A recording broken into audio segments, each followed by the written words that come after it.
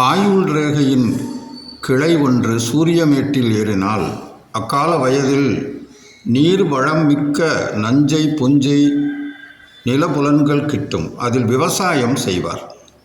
ஆயுள் ரேகையின் கிளை புதன்மேட்டில் ஏறினால் அக்கால வயதில் சங்கீத கருவிகளை பயின்றும் வாய்ப்பாட்டு, நாடகம், நாட்டியம், சினிமா, நடிப்பு போன்ற தொழில்களில் முன்னேற்றம் ஏற்படும்.